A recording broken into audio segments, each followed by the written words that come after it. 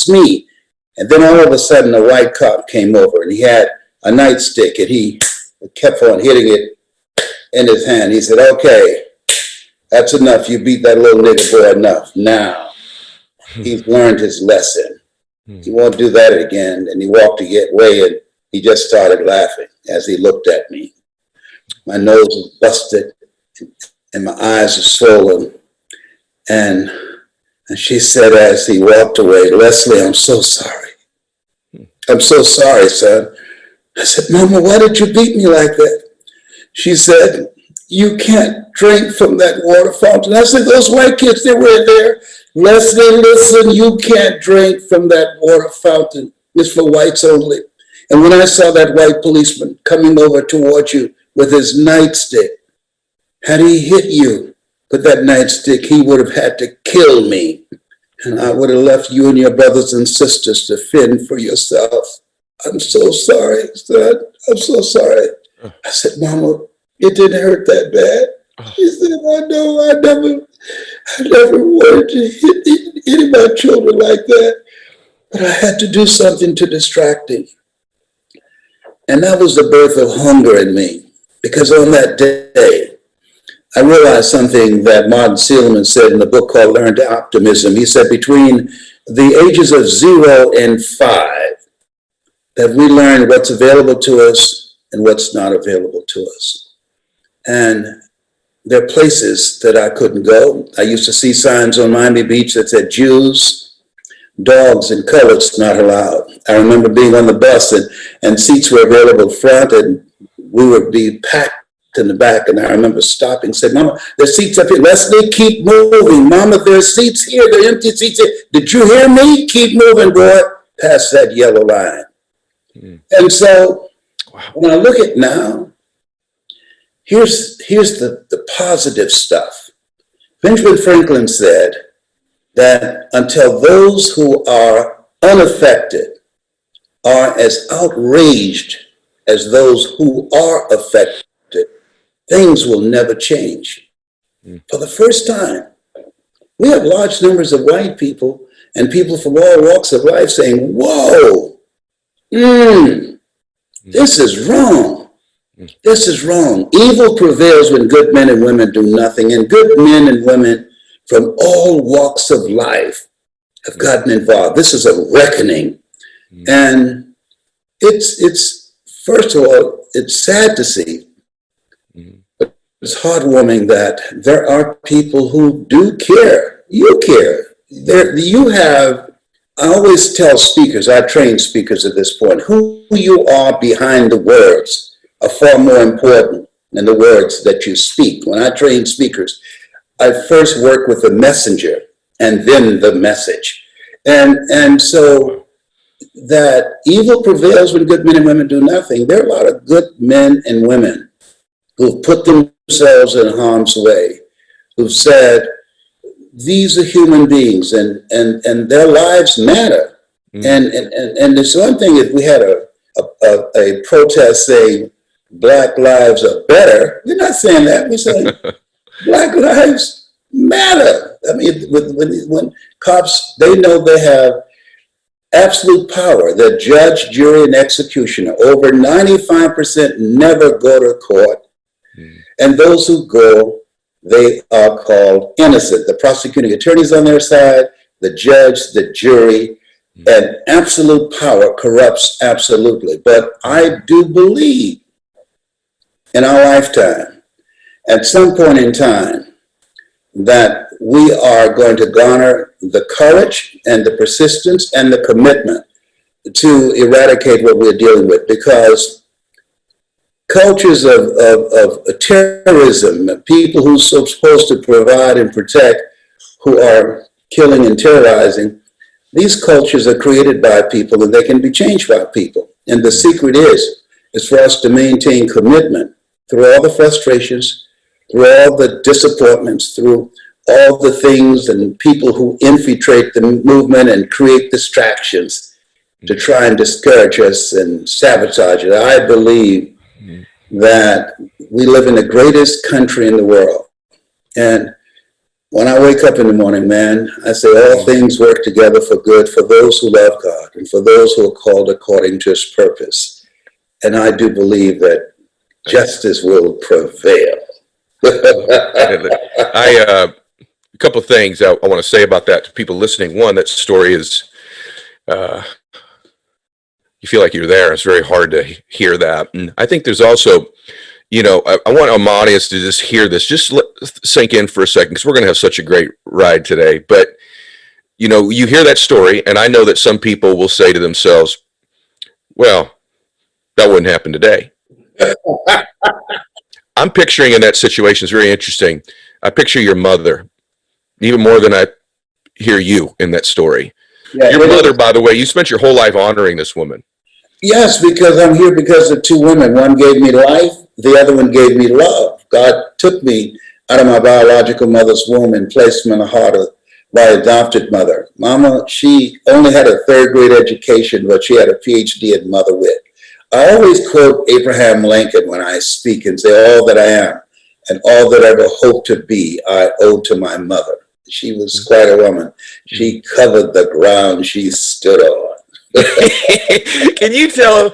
I was belly laughing a few weeks ago watching something you said. Your mother made really good sweet potato pies. That's one of the things she did. Do you remember what you said about if you eat my mother's sweet potato pie, you got to do something before you eat it? You couldn't eat it with your shoes on. You had to put your shoes on so you can wiggle your toes. I just love that. I just think that's beautiful. All right, I love how much you honor your mother, man. I love that. So let's get into all kinds of different stuff, and I'm glad you shared your perspective. And one of the things I've seen with you over the years too is I just think your inherent goodness shines through, and you have a laugh. I'm just curious.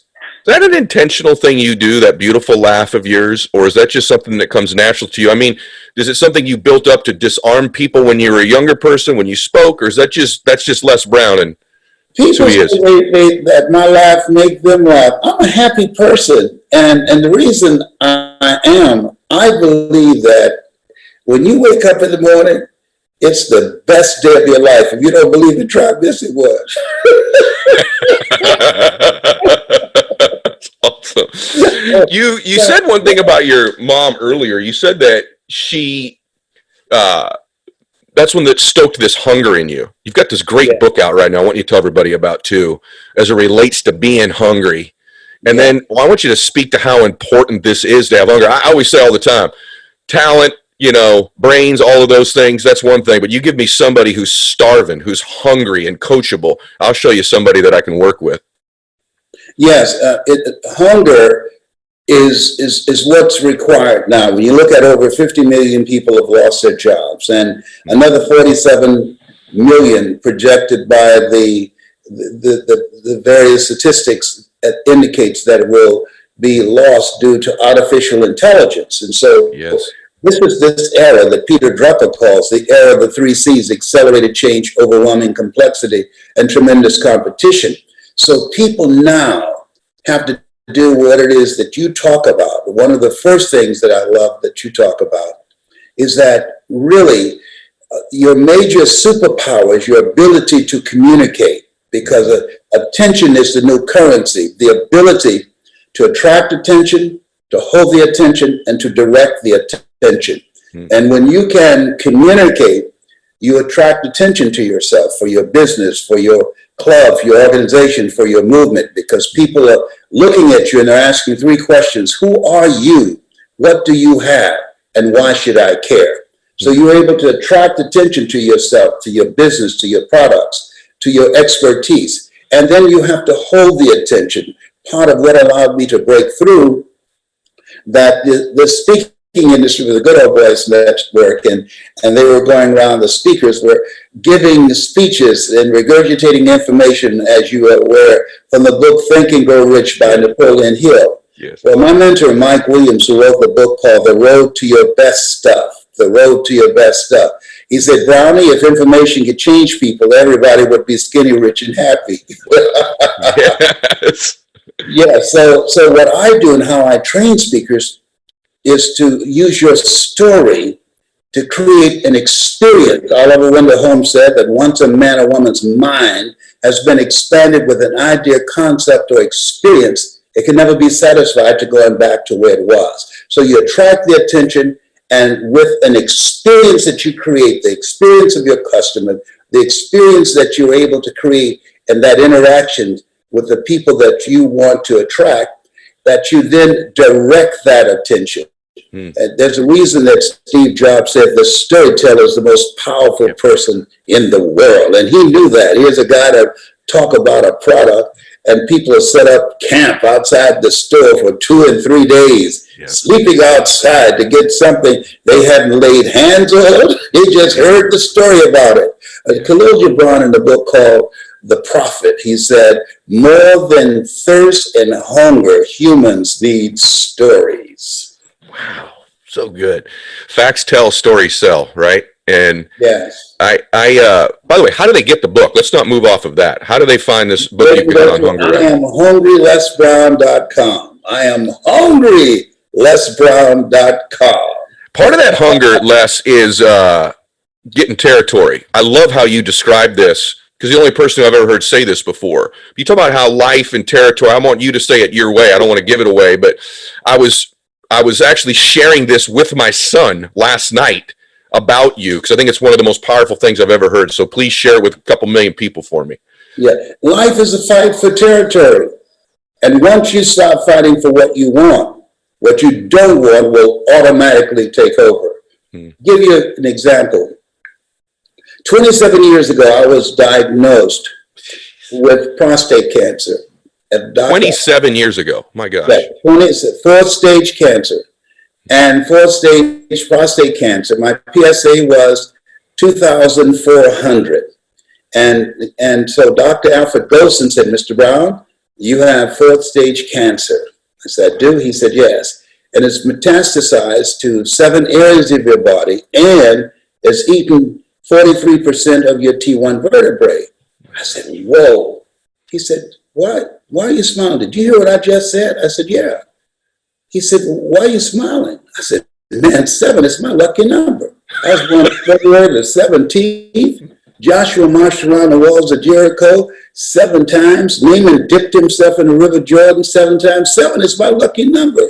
He looked at his nurse and said, this is a strange one.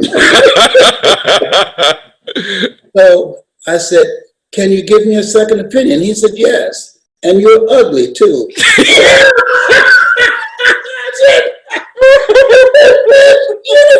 Just call me ugly. You didn't go there.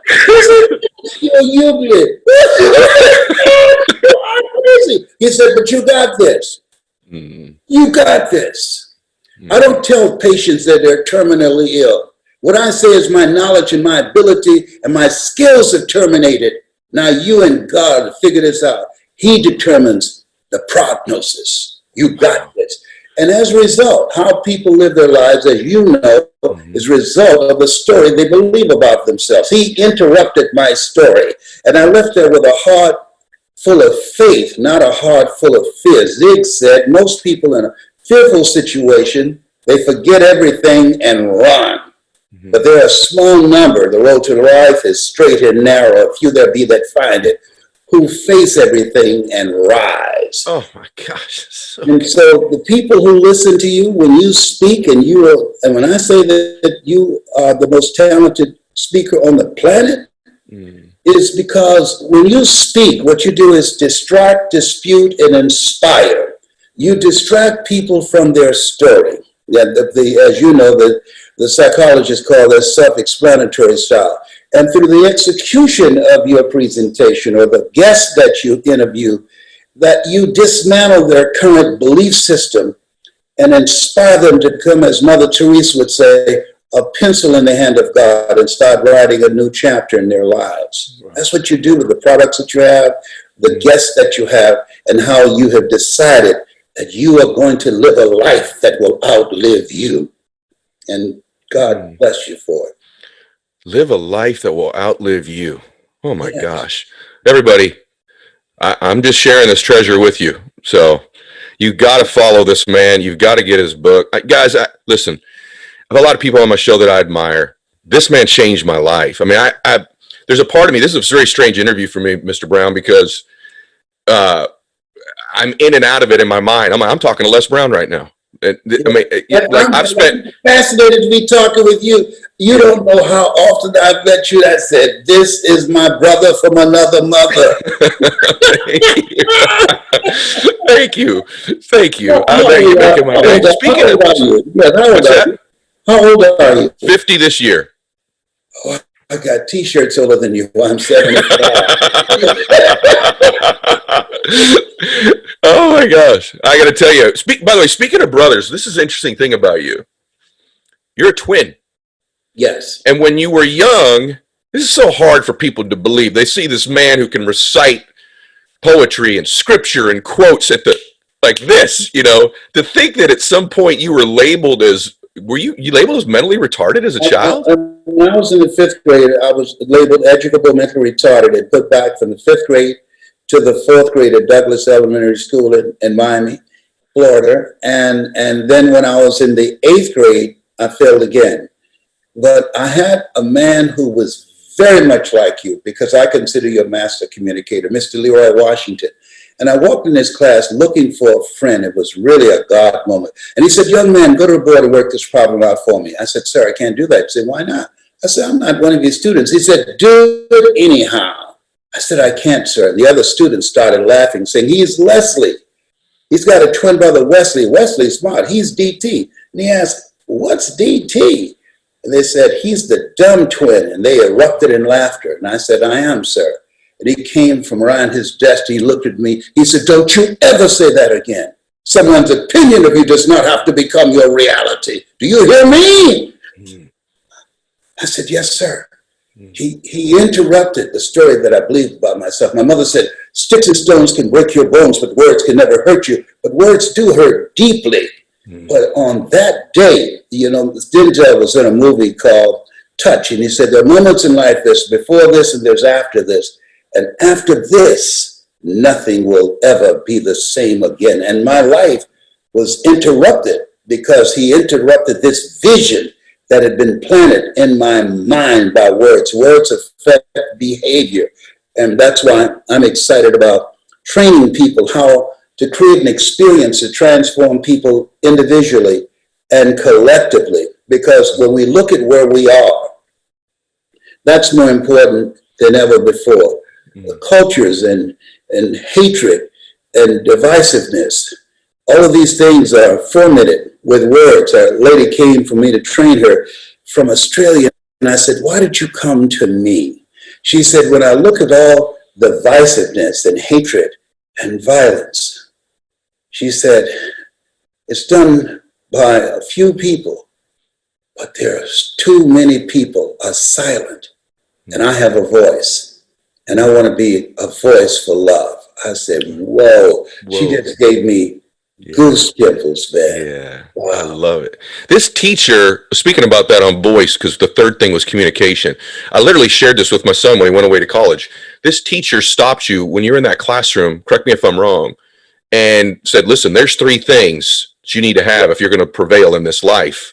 Yeah. And everybody, this is where you right now, if you've got children around you, you go grab them right now. Because I've shared this with both of my children. This is compelling stuff right here, because this was one of those moments where your life was not the same again after he delivers this message to you. Yes, yeah. He said, you have to work on your mind. He was a person who believed in Earl Nightingale, who said, you don't get in life what you want, you get in life what you are. Dr. Carter G. Woodson, if you can determine what a man shall think, you never have to concern yourself with what he will do. If you can make a man feel inferior, you never have to compel him to seek an inferior status, for he will seek it himself. And if you can make a man feel justly an outcast, you never have to order him to go to the back door. He'll go without being told. And if there's no door, his very nature will demand one. He said, develop your mind. Next thing he said, practice the principle of OQP, only quality people. Today, in order for us to make it, even before the coronavirus, the suicide rate in America had increased by 32%. Today, in order for us to make it, we have to create what we're doing now, collaborative, achievement-driven, supportive relationships. One of the major issues we're facing right now is loneliness. And one of the major determinants of a long life, I thought it would be plant-based diet or becoming a vegetarian or a vegan or exercise. It's positive social relationships. That's the main factor. And the third thing that he said, Mr. Brown, develop your communication skills, young man, because once you open your mouth, you tell the world who you are. Your ability to communicate humanizes you. You explain it so well when you talk to people about the number one skill that they need if they're negotiating, if they want to advance their careers, if they want to create a movement, they want to promote their business or promote themselves. That skill, had I not had that skill when I was fired from working for the Miami Sanitation Department, if I didn't have the ability to communicate, I would not have been able to be a salesman at Sears or do door-to-door sales. I would not have been able to become a disc jockey. I would not have been able to become a state legislator in Columbus, Ohio, and pass 14 bills my first term. And I was elected the third term, 3 terms, and then my sister called me and said, "Leslie, are you sitting down? What's wrong with Mama? Mama has breast cancer." I said, "I'll be right there." She said, "Leslie, you don't have to come. We found a good nursing home for her." I said, "Listen to me." No. She adopted 7. 7 will be there when she takes her last breath. And I left that day, and I'll never forget when I rung the doorbell, a friend of hers named Miss Mildred, she came to the door. She said, "Oh my God, Mamie, Leslie's here." And I heard my mother's voice said, "I knew my boy would come. I knew my boy would come." And I came in and her things were packed.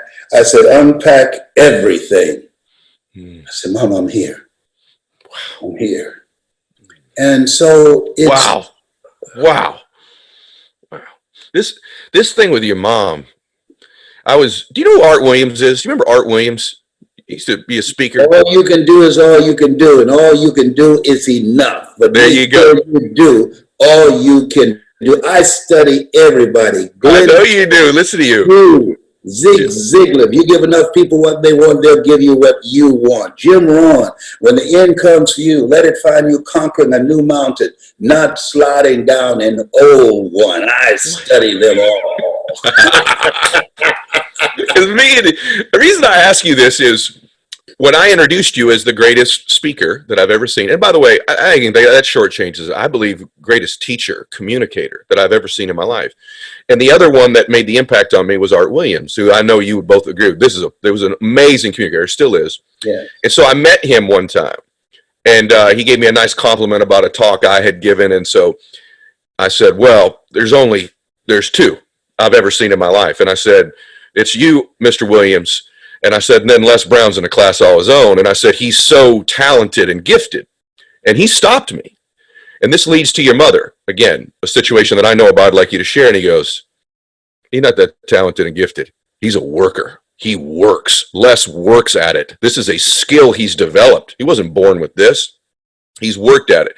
If you knew the people I know, this guy is on the road. He works." And then I was listening to you, and this amazing, your mother's this theme in your life, but when you were a young boy, your mother lost the ability to work. And so I think the story is she starts sort of like making a little moonshine to sort of support the family, right? And something happens, and I think you're like 10 years old, something like this, right? And then you got to take over. Would you just share this? Because I think everything happens for us, not to us. Our test will be our testimony.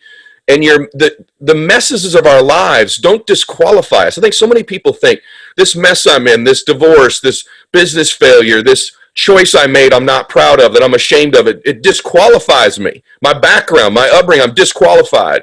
Turns out you can turn those things into be your testimony. And this situation with your mom, I think, triggered this work ethic in you at a young age that Art told me about. Yes, Mama, she started selling homebrew and moonshine, and it was difficult for us at that time, for her raising 7 children. She was injured on a job. And so she promised our birth mother that these children will never go to bed hungry. We will always have a roof over our head and clothes on our back.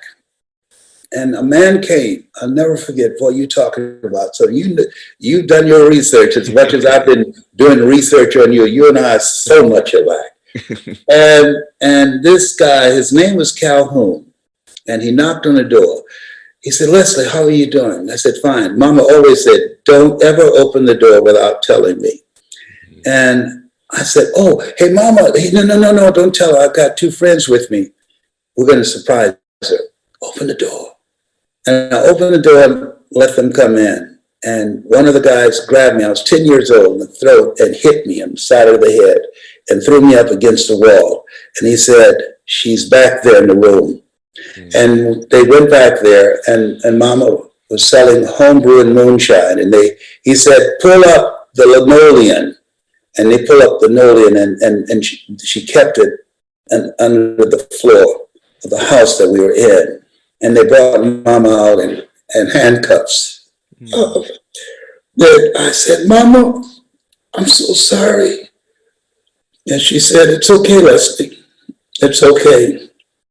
And she never, ever, ever mentioned it when she came back. And so we didn't have any relatives. We adopted. So the neighbors, they will come in and bring us food from time to time. And I would collect copper and aluminum, and sometimes stand in the corner. Hey, boy, come over and get on the truck with older men to move heavy equipment. But years later, fast forward, man, I had it in my heart. If I ever saw this guy again, I'll kill him. And boy, God, boy, he has a sense of humor. Here I am talking to my young son, John Leslie, who's a speaker and trainer. I said, John Leslie, anger is a wind that blows out the lamp of the mind. He said, what do you mean by that, Daddy? I said, don't allow anger to govern you. Never make a decision while you are angry. It blows out the wind of the mind. You'll make decisions and do things that you will regret later. At this time, a guy comes over and tapped me on the shoulder. And he said, hello, sir. I just want you to know we here in Miami are so proud of you. I had a talk show at King World that paid me $5 million to do the Les Brown talk show. Now look, I'll never forget his face. I said to myself, oh my God, it's Calhoun. Oh my God. Now here's my son here, and I'm looking at this guy's face who put my mother in jail. And man, I was get short in the breath, and John Leslie said, Daddy, you all right? I said, no. And this guy, he just want to shake my hand. Man, yes. Leslie, man, you really making us all proud. And I said, excuse me, sir, excuse me. And I went outside, and my son said, what's going on? Is this something you ate? I said, no, John Leslie. I gotta go. I said, let's get in the car, I gotta go. He said, what's happening, Dad? And I drove away for a little while, and I parked on the side to collect myself. I said, that man, he's the one that put your grandmother in jail. And I promised if I ever saw him again, I would kill him. He said, oh God. I said, John Leslie, you know what? It's a God moment. He said, why? I said, I got that hatred out of my heart for him because you were here. I have to model what I'm teaching you. People say, practice what you preach, but now God put it in me. I got to preach what I practice. I got to forget. And forgiveness is not forgetting. Forgiveness is remembering without anger. I forgive him, but most of all, I forgive myself. Please forgive me, God, for carrying this anger and hatred all these years. Wow. Yeah. Wow. It was deep. I've never told this story before. Oh my gosh. This thing, you know, Forrest Gump had a point. Life is like a box of chocolates. You never know what you're going to get. That's all I got to say about that. I can't believe you just shared that with us. Oh my gosh. Your life is, one of the things about you, Les, is that your life is such an example of what's possible. I mean, everybody, I want you just picturing this about this beautiful man. I want you, this is he's born, his mother ends up giving him to adoption to Mamie, he and his brother. They live in these conditions. He's 10 years old. His mother has to go away for a while. He's got to support the family. He's had all these incidents he's had to observe up close. There are other ones with his mother when she's cleaning houses, and this woman claps her hands because she's got to know when her mother's in a room because she's going to steal something, which his mother would never do. This man goes on to influence millions, I mean, literally millions of people's lives. And then this is what's great about all of us making our dreams come true. When you make your dreams come true, the dreams of other people and dreams you can't picture also come true, because then he influences this goofy dude, me, 20-something years old, working at an orphanage, and it inspires me to change my life. So it's just, your life is such an example. And what's interesting to me, Les, is it was mainly tied to mom, meaning you wanted to do something great for your mother all your life, and that was bigger, I think, than any obstacle that got in your way. I'd like you to share this with people, because I think most people don't understand the power of having something big you're going after that means more to you than the pain you're going to have to go through in order to get it. I don't think enough people set huge, big goals that are from the heart. Don't you agree? Yes, you said that. I was listening to you last night. You know, Dexter Yeager, as you know from Amway, he said if the dream is big enough, the odds don't matter. And so when you say dream big, that's major. One, there's power in pursuit, because as Jim Rohn said, it's not the accomplishment of the goal that matters. It's what you become in pursuit of the dream in the process. Because when you have a big dream, it will introduce you to a part of yourself that you don't know right now, that you will never discover in your comfort zone. Because in order to achieve that dream, you've got to die to who you are now. I must die daily. You must die to who you are now to give birth to who you are to become. I believe that all of us have stories of greatness in us. And follow me as I say this, as this download. We all have stories of greatness within us. In the beginning was the Word. Thou shalt decree a thing, and it shall be established unto you. When shall the kingdom of God come? Seek ye first the kingdom of God and his righteousness, and all these things will be added unto you. When shall it come? The kingdom of God cometh not by observation. They shall say, is neither lo there, lo here. Behold, the kingdom of God is within you. And that kingdom is voice activated. So when you speak, people who are in a dark place, you will bring them out into the light. When you speak, somebody's got a gun to their head. When you speak, they'll realize life is God's gift to me, and how I live my life is my gift to God. When you speak, someone who's depressed and feeling anxious will remember, be anxious for nothing. I'll keep thee in perfect peace, whose mind is stayed on thee. So that's the power that you bring, and all the products that you have on YouTube that I mean, how ironic. They said, coincidence is God's way of staying anonymous. I've been so marinated listening to your stuff. And then you've been listening to me. Come on, look at God. What a mighty God we serve. Come on. You can't make this stuff up. That's like my honor to think that you listening to my stuff. I got to tell you, yes. You guys, you just get what I told you all, you just have this treasure. It's like, you never want to stop hearing from Les. He's just remarkable. And the way you pull things and download them from all these places is just, it's mind blowing. I wish I were that great. You are the messenger and you are the message. That's made, you got people who are speaking out here. It's been hijacked with speaking to sell. Yeah. We sell people on their greatness. We sell people on the things that they need to do now, the methods, the techniques, the strategy to create the next greatest version of themselves. And when we do that, we know that when we make that kind of impact, we know that we're in the place of what Leo Tolstoy, the Russian author, he said, what in the meaning and purpose of my life that will not be undone and destroyed when I'm gone? And the people that listen to your program and their mind and their vision has been expanded, you give them a vision of themselves beyond the adversities of what they're experiencing in this place where we are right now, and help them to begin to live their life from a place of optimism that they're going to impact other people, and those people are going to impact other people. And this work that you, as much as you have chosen this, you were chosen for this. And this work will not be undone. You're going to impact generations yet unborn. Thank you. My gosh, I'm getting chills all over. One of the I'm always watching you, right? And so thank you for that. Like, sincerely, someone or something could not be more special to me than what you've just said. I want you to also watch something with Les, everybody. He speaks greatness into people. I really believe that it seems small, but he speaks greatness into people. He speaks to their better self.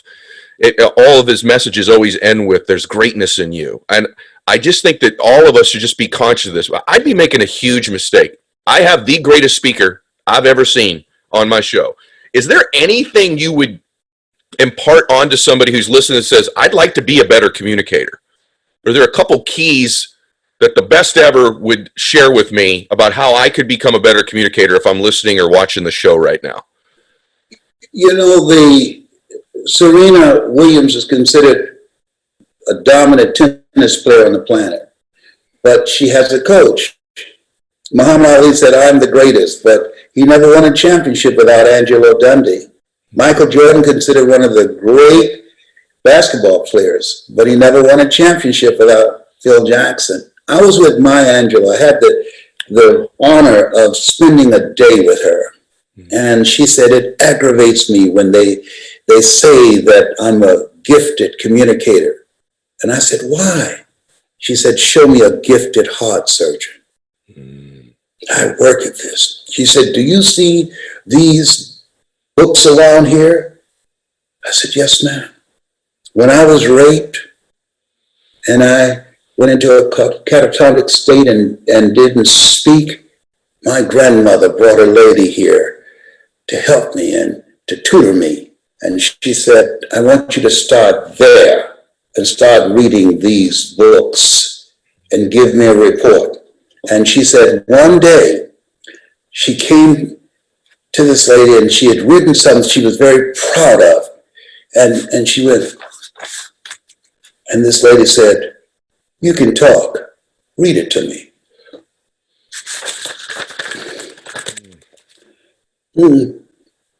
She said, you can talk. And her mother was standing there and didn't intervene. And her mother always defended her. And this woman who wrote, I Know Why the Caged Bird Sings, she said, you can talk now. And the reason she stopped talking, when she told on her uncle, the man, the neighbor who raped her, they beat him to death. And she felt personally responsible and went into a catatonic state. And on that day, she said, speak, you can speak. And she started reading on that day. Wow. And that lady helped her to get her voice back. She had swallowed her voice because of the trauma of feeling as a young kid, I caused someone to be killed because he raped me. And she did, that was heavy for her. And so we, all of us are born the same way, dumb, naked, and speechless. We can learn. I didn't do what I'm doing now. For 14 years, I told Mike Williams, I said, Mike, I can't speak, man, like Zig Ziglar. He said, you can. I said, look, Tony Robbins and all those guys. He said, Browning, you go hear those guys because it's in you. That's in you. And sometimes I feel that you have to believe in somebody's belief in you until your belief kicks in. And I was at an event. I think it was a Bob Proctor event, and a guy was speaking, man. And here I am there, and all of us had moments when we feel a speaker is just talking to us. You've had people who say, you were talking to me, and this was my day. And this guy was speaking, he stopped. He said, there's somebody here who should be up here holding this mic. I'm standing in your dream. And you've convinced yourself that you can't do it, that you don't have what it takes. And I'm here to say that it's not what you don't have, it's what you think you need in order to do this. Now, mind you, I'm here thinking I don't have a college education. And so then he went on speaking. He said, I'm going to say this, and I'm not going to say it anymore. You're out there squirming in your seat right now.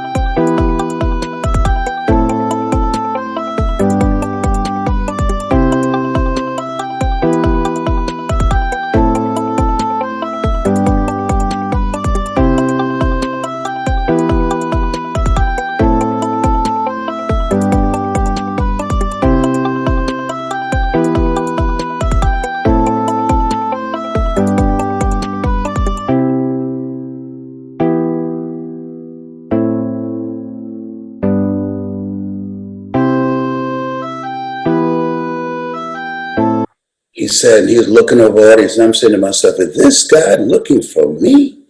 And then he said, the reason I'm standing up here and you're seated out there squirming in your seat, I represent the thoughts you have rejected for yourself. Oh. Man, that's like he punched me in the gut. I jumped up, I had a dime. I went to a payphone, I called Mike Williams, my mentor. I said, Mike, he said, Brownie, what's wrong? I said, listen to me, Mike. Brownie, calm down. No, I'm not rejecting myself anymore. Do you hear me, Mike? I'm not rejecting myself anymore. My mother has breast cancer and she needs me. And all I got is just my voice, Mike. I can't get a job. I don't have a college education. All I got is the ability to talk to people. I got to use my voice to help Mama. No job is going to pay me enough money to get the help that she needs. Most people don't know 95% of people who file bankruptcy do so because of medical expenses. And when he said that, I said,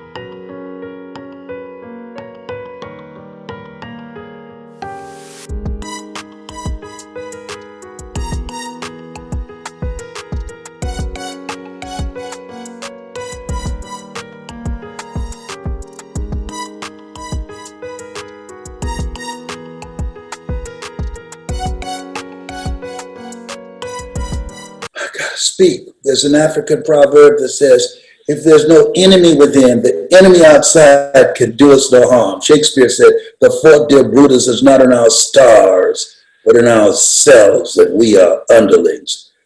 I was living a small life, and you can't fit a big dream or a big voice in a small mind. Oh my gosh, come on. By the way, what's crazy is God's so good. I gave a talk this weekend. I gave one quote, which was that African proverb you just quoted. But my gosh, that story. All right, everyone, I know you want Les here 4 hours. I do too. But we don't get him. So I have one more question for you that I think is the big biggie. But before I do that, make sure you're following Mr. Brown on social media, on Instagram. Make sure you've got that book. We're putting the website up on the screen right now. If you're hungry or need to be hungry or you're listening to this, I know you are, go get his new book. And then last thing is, you talk about that big, huge dream. I've got millions of people right now that get access to this wisdom, and they're sitting there, they're listening to this show, they're saying, I have a dream too. I want to do something great with my life. And I'm you, Les. I'm sitting in the crowd of life, trembling, thinking I don't have what it takes. But there's a part of me that I want to be happier. I want to prosper. I want to make my family proud of me. I want to be proud of me. I want to serve God. And I just do not know where to begin. And so I'm listening to the Ed Mylett show every week, picking up these pieces. But now I've got Les Brown. What would Les Brown say to me if we were one-on-one and I said, Mr. Brown, I've got this dream, whatever it is. What would your guidance be to me if you were my mentor to begin with? Never say, I don't know what it is that I got. What's most important, commit thy works unto the Lord, and thy thoughts shall be established. Commit yourself to do that which is in your heart. You were not born to work for a living, but to live your making. And living your making will make your living. We get paid to work on a job. That's what we get paid for. But your calling is something you're making.